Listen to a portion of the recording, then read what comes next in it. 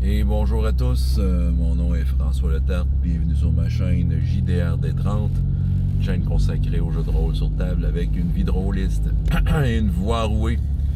Mais ça va être un bilan jeu de rôle jeunesse quand même. Alors, premier bilan de ma semaine courante, lundi Casavant sur l'heure du midi. Écoute, j'aime cette game-là, elle fun. Écoute, c'est vraiment le genre de game que moi je jouais à dos. Des petits donjons, des petits défis, du monde à tuer pour aucune raison.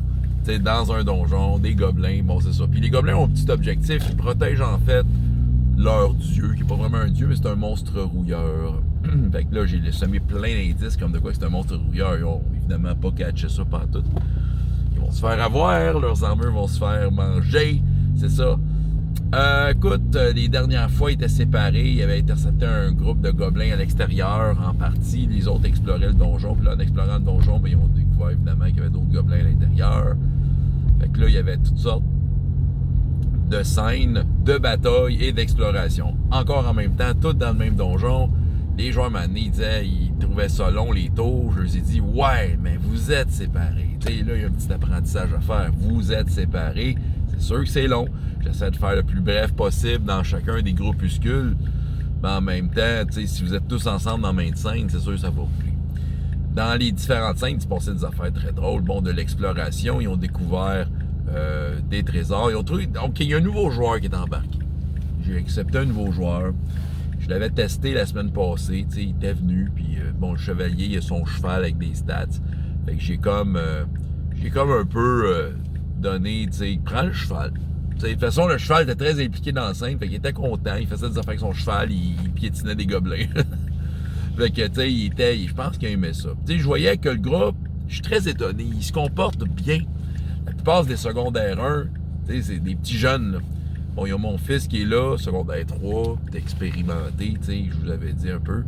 Un autre secondaire 2 qui est un petit gars tranquille que je connaissais de vue, parce qu'il venait voir les games l'année passée, puis là, il est dans une game. Fait que là, je l'ai testé, ça s'est bien passé. Ça déconne, mais ça déconne de façon saine, Et si, mettons, je rappelle à l'ordre, ça revient quand même assez vite, c'est ça qui arrive. Le groupe est quand même fonctionnel. Là, oui, il y a un nouveau joueur, j'ai fait faire par le menu, il s'est créé un arquebusier à Forge-Sort. Fait que c'est ça, fait que dans le fond, Forge-Sort, encore une fois, il est sexy, c'est un robot, C'est ça, fait que bon, ben l'arquebusier, ça par exemple, c'est cool, ben je n'ai pas eu vraiment, en fait, quand je pensais ça. Ouais, c'est vrai, j'ai pas eu tant que ça des arquebusiers dans mes groupes. Je pense que c'est la première fois que j'en ai un comme vrai, qui est comme en... C'est ça, qui est le kit au complet, qui est pas un hybride. Parce que c'est ça, en fait, je pense que j'ai vu des arquebusiers sous forme hybride, là. Des personnages qui avaient des traits d'arquebusier, mais avec autre chose. Là, ouais, justement, présentement, je pense que j'ai un arquebusier nécromancien. Évidemment, c'est ça que c'est nécromancien. Bon. Écoute, il y a un des groupes que le joueur il a voulu se faufiler dans une entrée qui était juste assez grande des gobelins. J'ai demandé un test de force.